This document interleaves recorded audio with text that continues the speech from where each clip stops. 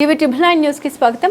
July 29వ తేదీన శ్రీకాకుళం జిల్లా పలాస భారత చైతన్య యువజన పార్టీ వ్యవస్థాపక అధ్యక్షులు శ్రీ బోడి రామచంద్ర యాదవ్ రానున్నారని బాధితుడిని కలవడం కోసం వస్తున్నారు. ఆంధ్రప్రదేశ్ తెలుగుదేశం పార్టీ రామచంద్ర యాదవ్పై దుష్ప్రచారం చేయాలని దుర్బుద్ధితో పేటీఎం బ్యాచ్ను ఏర్పాటు చేసుకుని వారి ద్వారా ప్రసారం చేస్తూ బోడి రామచంద్ర యాదవ్ కనబడడం లేదు అంటూ సోషల్ మీడియాలో వైరల్ చేస్తున్నారు. బీసీవై పార్టీ చూసి బహుజన నాయకుడిని ఎదగనివ్వకుండా ప్రాముఖ్య పార్టీగా అపవాది ముద్ర వేయాలని తెలుగుదేశం పార్టీ కుట్ర చేస్తుంది. పల్లా నూకరాజు రాష్ట్ర యువజన ఉపాధ్యక్షులు శ్రీకృష్ణ యాదవ్ సంఘం అధ్యక్షులు.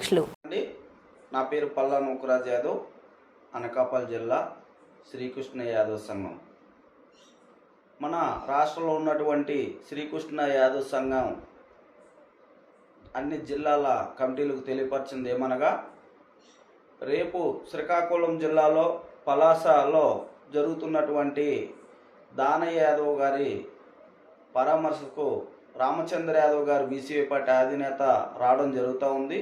ఈ కార్యక్రమానికి ప్రతి ఒక్కరూ హాజరవ్వాలని చెప్పేసి మన శ్రీకృష్ణ యాదవ్ సంఘం తరఫున పిలుపునివ్వడం జరుగుతూ ఉంది.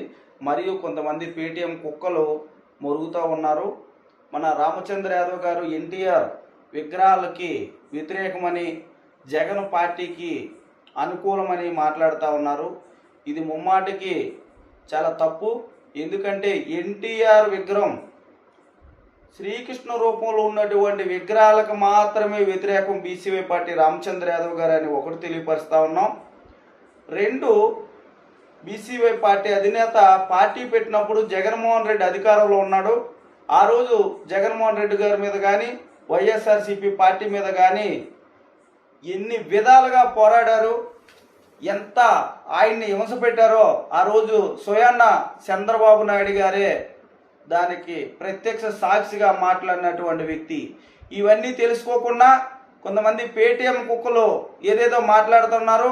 ఈరోజు శ్రీకాకుళం పలాసలో జరిగినటువంటి మాజీ మంత్రి సిదిరి అప్పలరాజు గారి కుమారుడు బండి యాక్సిడెంట్ చేసి ఈరోజు వాళ్ళ ఫ్రెండ్ పేరు మీద మినిస్టర్ గారు తయారు చేయడం, సాక్షులు సృష్టించి ఇది నేరము. ఆ కుటుంబాన్ని పరామర్శించడానికి బీసీవై పార్టీ నాయకుడు ఎక్కడ పోయినాడు కనపడలేదని తప్పుడు కూతలు మాట్లాడినటువంటి వ్యక్తులకి ఒకటే సమాధానం చెప్తా ఉన్నాం.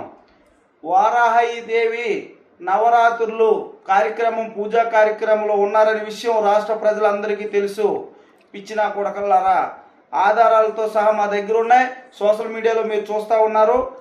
దయచేసి ఇవన్నీ నేను ఎందుకు మాట్లాడుతున్నానని అనుకుంటా ఉన్నారు. కాబట్టి ఈ వీడియో ఒకసారి రామచంద్ర యాదవ్ గారి కోసం చూడండి. ఇతను ఇప్పుడు కనిపించడం లేదు. అవును, మీరు విన్నది నిజమే. ఇతని పేరు రామచంద్ర యాదవ్, బీవైసీ పార్టీ అధ్యక్షుడు. కూటమి ప్రభుత్వం అధికారంలోకి వచ్చాక బీసీల కోసం పోరాడుతున్నానని నిరంతరం దీక్షలు చేస్తూ హడావుడి చేయడం మనం చూస్తూనే ఉన్నాం. ఎన్టీఆర్ విగ్రహాలను ప్రతిష్ఠించే విషయంలో కూడా అడ్డుపడుతూ గొడవలు చేస్తున్నాడు. మరి అంత పెద్ద పోరాట యోధుడు కనిపించడం లేదంటున్నారు ఏంటి అనుకుంటున్నారా? అసలు విషయం ఏమిటంటే, తాజాగా వైసీపీ నేత సిదిరి అప్పలరాజు కుమారుడు బైక్ తో ఢీకొట్టి దానయ్య అనే 45 ఏళ్ల గొర్రెల కాపరిని చంపేశాడు. తన కొడుకు జ్వరంతో బాధపడుతూ ఉంటే మందులు తేవడానికి వెళ్లిన ఆ పేదవాడిని ఆ వైసీపీ నేత కుమారుడు అతి వేగంతో వచ్చి బలి తీసుకున్నాడు. అంతటితో ఆగకుండా చాలా విషయాలు రామచంద్ర యాదవ్ గారి కోసం మాట్లాడడం జరిగింది.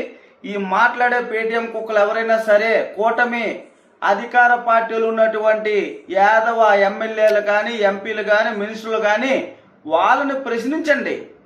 వాళ్ళకి ప్రభుత్వం నుంచి సహాయపడడం కోసం మీరందరూ ఎందుకు మద్దతు ఇవ్వలేదు, ఎందుకు పరామర్శించలేదు అనే విషయాన్ని మీరందరూ వాళ్ళని ప్రశ్నించాలి తప్ప రామచంద్ర యాదవ్ గారిని కాదని చెప్పేసి తెలియపరుస్తూ, ఈ రామచంద్ర యాదవ్ గారు కులాలకి మతాలకి అతీతంగా ఒక రాజకీయ పార్టీ నాయకుడు, ఒక పార్టీకి రాష్ట్ర అధ్యక్షుడు అనే విషయాన్ని కూడా మర్చిపోకండి అని చెప్పేసి తెలియపరుస్తూ ఉన్నాం.